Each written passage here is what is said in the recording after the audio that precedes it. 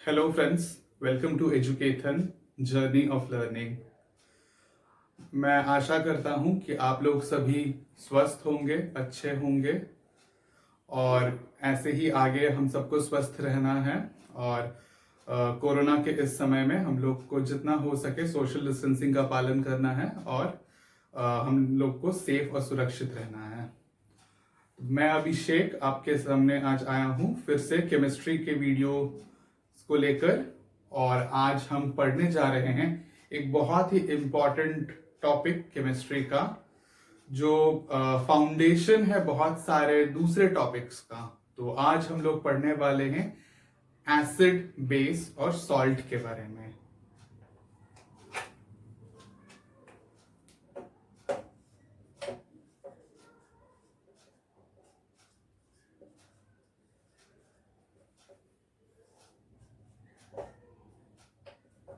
Ji, so acids, bases and salts.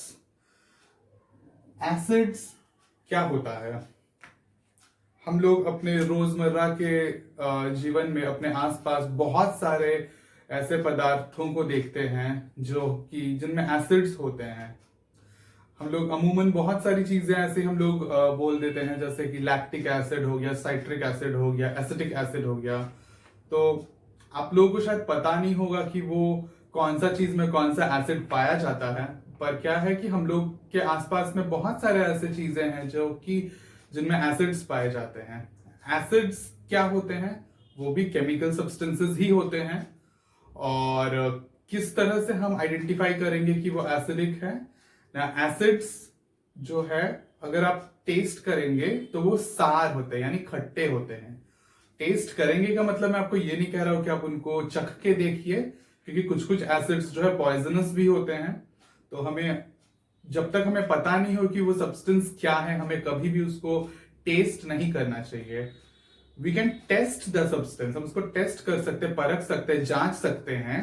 उसके भी बहुत प्रोसेस होते हैं, लेकिन टेस्ट जो है हमें ऐसे डायरेक्टली नहीं करना चाहिए। तो एसिड्स जो है खट्टे होते हैं, सार होते हैं टेस्ट में।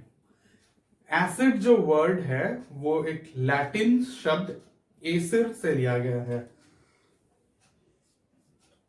ACERE, ये एक लैटिन वर्ड है और इसका मतलब होता है सार। ठीक है, तो उसी से डिराइव करके ये वर्ड एसिड लिया गया है। एसिड्स इन जनरल हम लोग कैसे समझ सकते हैं? उनको हम उनके टेस्ट से समझ सकते हैं और बहुत सारे और डिफरेंट प्रोसेस होते हैं जिनसे हम समझ सकते हैं कि ये पर्टिकुलर सब्सटेंस, ये पर्टिकुलर द्रव्य जो एसिडिक है या नहीं है। ठीक है, अब सिमिलरली बेसिस, एसिड्स के जैसे ही बेसिस जो होते हैं ना, उनका भी एक टेस्ट, मतलब कैसे होता है कि वो बिटर टेस्ट के होते हैं, कड़वे। ठीक है, कड़वापन होता है उनमें। और वो जो है थोड़े से स्टिकी या सोपी होते हैं, मतलब वो साबुन का जैसा फीलिंग जैसा आपको आता है ना, अगर आप बेसिस को ऐसे उंगलियों में लोगे तो आपको वो चिपचिपा या स्टिकीनेस, वो सोपी फीलिंग आएगा। सो बेसिस भी उसी तरह से ही होते हैं और उनका टेस्ट जो है वो बिटर होता है। तो हमने क्या समझा? एसिड, एसिडिक जो प्रॉपर्टी है वो समझते हैं हम उनके सारनेस से, खट्टेपन से। बेसिक जो प्रॉपर्टी है हम वो समझते हैं उनके बिटरनेस से। तो ये बहुत एक सिंपल सा डिस्टिंग्विशिंग फैक्टर है एसिड्स और बेसिस के बारे में। हाई लेवल बहुत सारी चीजें हैं इसको डिस्टिंग्विश करने के लिए, ये तो हम और भी आगे पढ़ेंगे। तो अभी शुरुआत के लिए मैं आपको बता रहा हूं कि एसिड सार होता है, बेसिस जो है बिटर होता है। आगे अब हम देखते हैं कि हमारे आसपास ऐसे कौन सी चीजें हैं जिनमें कि एसिडिक और बेसिक प्रॉपर्टीज जो कि मतलब पाए जाते हैं। एसिड्स किस किस चीजों में पाए जाते हैं? Common example, curd. ओके, दही। दही, कर्ड में कौन सा एसिड होता है? Lactic acid. ओके, और क्या क्या है? लेमन, ऑरेंज, इनमें क्या होता है? Citric acid. आप लोगों ने सुना भी होगा कि सिट्रस फ्रूट्स कहा जाता है लेमन और ऑरेंज को, क्यों? क्योंकि उसमें साइट्रिक एसिड होता है जो उसके उसके टैंगीनेस या उसके जो सारनेस को ऐड करता है ड्यू टू सिट्रिक एसिड। और क्या है एग्जाम्पल? विनेगर। विनेगर में कौन सा एसिड होता है? Acetic acid.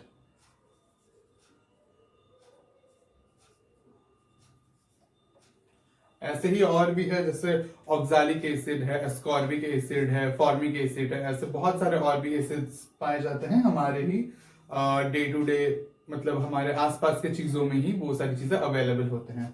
ये हो गए एसिड्स के एग्जाम्पल। अब बेसिस के एग्जाम्पल क्या है?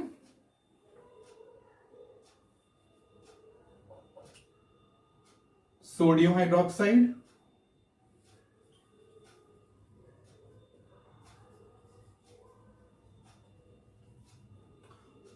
यानी NaOH, पोटेशियम हाइड्रोक्साइड,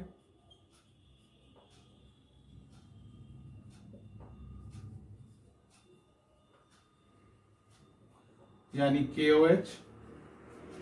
सो ये जो है सोडियम हाइड्रोक्साइड और पोटेशियम हाइड्रोक्साइड मेनली ये सोप्स में या साबुनों में पाए जाते हैं।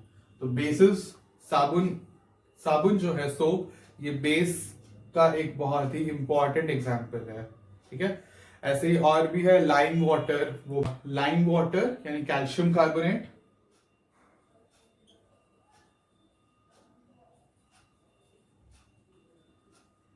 ओके। और एक हम कहते हैं उसको मिल्क ऑफ मैग्नीशिया।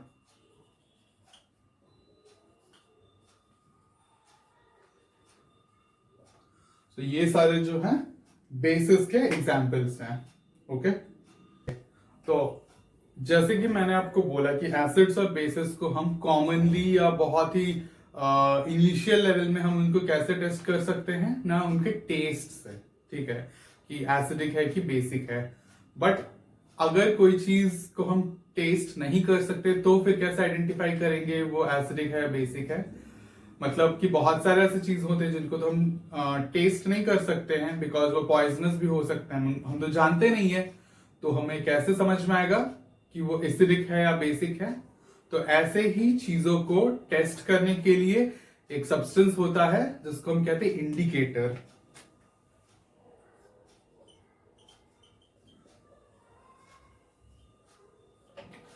ये जो इंडिकेटर है हम यूज करते हैं आइडेंटिफाई करने के लिए कि कोई भी पर्टिकुलर सब्सटेंस या कोई भी पर्टिकुलर सोल्यूशन एसिडिक सोल्यूशन है या बेसिक सोल्यूशन है। ठीक है, सो जनरली इंडिकेटर्स भी सब्सटेंसेस ही होते हैं जिनको हम जब किसी पर्टिकुलर सोल्यूशन में ऐड करते हैं तो उनमें वो उस पर्टिकुलर सोल्यूशन का जो है कलर को चेंज कर देता है। ओके, तो अब जैसे एसिड के लिए एक पर्टिकुलर कलर होता है, तो अगर वो सोल्यूशन उस कलर में चेंज हो गया तो मतलब वो सोल्यूशन एसिडिक हो गया।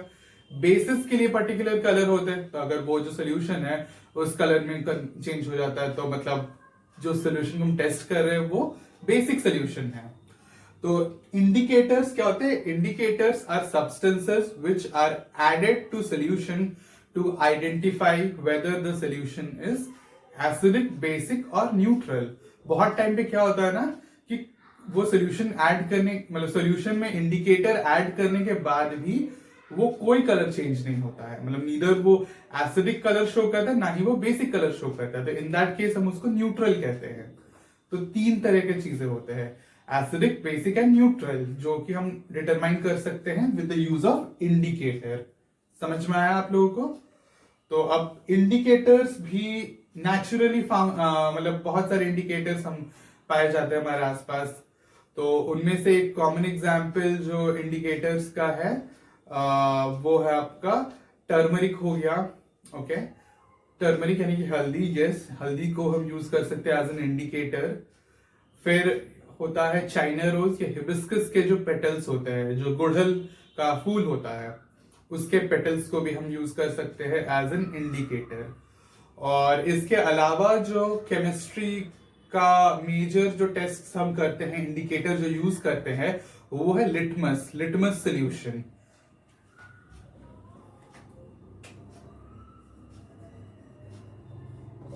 ये एक बहुत ही कॉमन इंडिकेटर है। ओके, तो ये लिटमस जो है ये लाइकेंस से बनाया जाता है। लाइकेंस मतलब ये भी एक ग्रुप ऑफ माइक्रो ऑर्गेनिज्म है।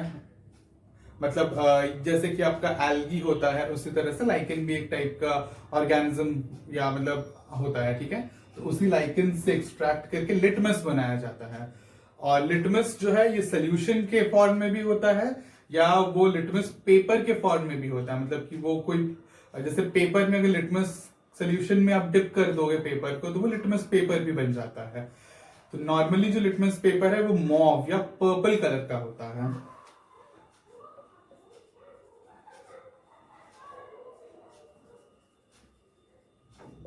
ठीक है, तो अगर आप लिटमस पेपर को एसिडिक सोल्यूशन में डिप करते हैं, मतलब जैसे अगर आपको पता नहीं है कि वो सोल्यूशन एसिडिक है या बेसिक है, सपोज आपने एक गिवन सोल्यूशन में अपने लिटमस पेपर को डिप किया, तो अगर वो कलर पर्पल से चेंज होकर रेड हो जाता है तो मतलब वो एसिडिक है। Okay,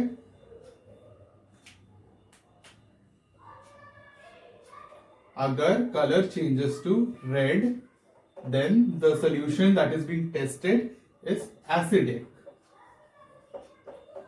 If color changes to blue, the solution is basic. ठीक है, तो इसी तरह से हम लोग आइडेंटिफाई करते हैं लिटमस पेपर यूज करके कि वो एसिडिक है या बेसिक है। अब अगर वो लिटमस पेपर कोई कलर चेंज ही नहीं हुआ, जनरली लिटमस पेपर या तो रेड कलर या ब्लू कलर में पाया जाता है। अगर वो रेड कलर का है, आपने एक सोल्यूशन में डिप किया, अगर उसका कलर चेंज हो गया ब्लू में तो मतलब वो बेसिक है। अगर नहीं चेंज हुआ देन वो न्यूट्रल है। सिमिलरली अगर ब्लू कलर का लिटमस है, आपने उसको एक सोल्यूशन में डिप किया एंड वो अगर रेड में कन्वर्ट हो गया तो वो एसिडिक है, अगर नहीं हुआ तो वो न्यूट्रल है। तो ऐसे बहुत सारे सोल्यूशंस या सब्सटेंसेस होते हैं जो जिनमें एसिडिक प्रॉपर्टीज या बेसिक प्रॉपर्टीज ना के बराबर होते हैं, तो ऐसे सॉल्यूशंस को हम न्यूट्रल कहते हैं। लिटमस पेपर या लिटमस सॉल्यूशन से भी अगर हम टेस्ट करेंगे तो इनमें कोई कलर चेंज नहीं होता है। So those solutions are called neutral solutions. Okay, अभी अपार्ट फ्रॉम लिटमस जो मैंने आपको और एग्जांपल दिया था जैसे टर्मरिक हो गया या हिबिस्कस पेटल्स हो गए, वो भी इंडिकेटर्स है। उनको कैसे हम यूज कर सकते हैं, सपोज आप टर्मरिक में थोड़ा वाटर ऐड करके उसका एक पेस्ट बनाइए और उसको जैसे फिल्टर पेपर पे आप उस पेस्ट को लगाइए। ठीक है, you apply that turmeric paste over filter paper और वो फिल्टर पेपर को फिर आप ड्राई करिए एंड देन आप उसको स्ट्रिप्स में कट कर लीजिए। सो उसी स्ट्रिप को आप यूज कर सकेंगे again as a I mean उसको आप उसका कोई भी सोल्यूशन का जो है एसिडिटी या बेसिसिटी को डिटरमाइन करने के लिए उस स्ट्रिप को आप यूज कर सकते हैं। तो अगर वो जो कलर चेंज हो जाता है, इफ इट बिकम्स ग्रीन, ठीक है, तो then the I mean the solution is basic in colour. Okay, so many a times it happens that हम लोग घरों में या बहुत सारे जगहों पे टर्मरिक पेपर पे अगर हम साबुन से अगर कोई कुछ भी बनाते हैं तो वो ग्रीन कलर में कन्वर्ट हो जाता है। क्यों? क्योंकि साबुन बेसिक होता है। Soap has basic properties, okay, basic in nature. तो अभी जब हम साबुन से किसी भी हल्दी के मतलब उसको हम टर्मरिक के कांटेक्ट में लेकर आते हैं देन वो ग्रीन में कन्वर्ट हो जाता है। तो ये हुआ कैसे टर्मरिक यूज कर सकते हैं। देन अगर हिबिस्कस पेटल्स यानी जो गुड़हल का फूल होता है उसके जो पेटल्स है, पंखुड़ियां हैं, तो हम उनको भी वाटर में मिक्स करके उसका पानी के साथ एक मिक्सचर बना सकते हैं एंड देन उस सोल्यूशन को भी हम यूज कर सकते हैं एज एन इंडिकेटर। अगेन अगर आप उसको एसिडिक सोल्यूशन में ऐड करेंगे तो उसका कलर जो है डार्क पिंक हो जाएगा। अगर आप उसको बेसिक में ऐड करेंगे तो उसका कलर जो है ब्लू हो जाएगा। तो लिटमस की तरह ही ये जो हिबिस्कस पेटल्स है वो भी हम यूज कर सकते हैं एज एन इंडिकेटर। ओके, सो ये सारी चीजें हम यूज करते हैं सोल्यूशन के एसिडिटी या बेसिसिटी को डिटरमाइन करने के लिए, क्योंकि हर एक चीज को तो हम टेस्ट करके या चख के पता नहीं लगा सकते उसके टेस्ट के बेसिस पे कि अगर ये सार है तो ये एसिडिक होगा, बिटर है तो ये बेसिक होगा। ओके, एसिड जब हम पढ़ रहे हैं तो एक बहुत ही कॉमन फिनोमिनन है जिसको हम कहते हैं एसिड रेन।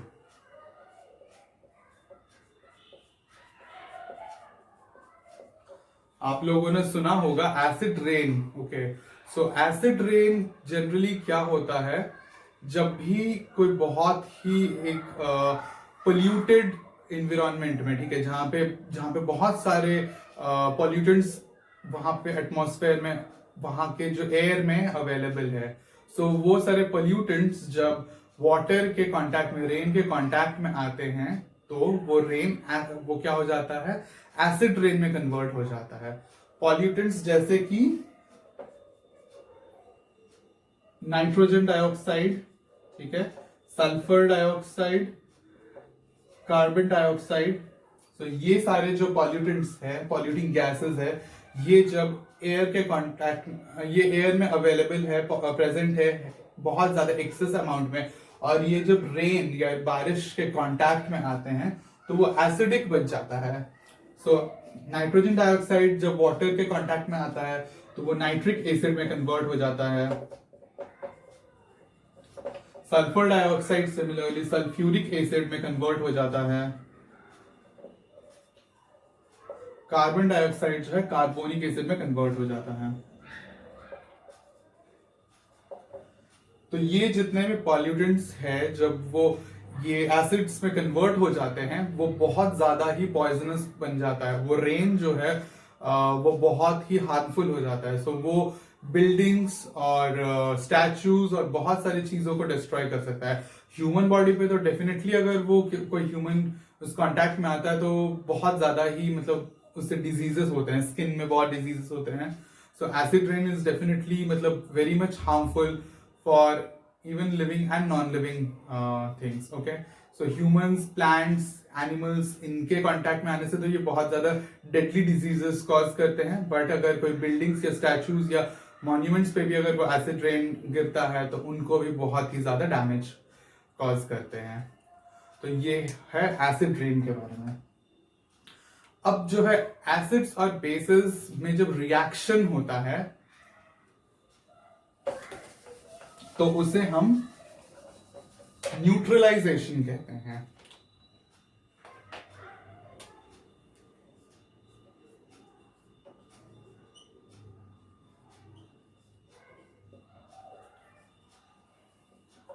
ओके, जब भी एसिड्स और बेसिस रिएक्ट करते हैं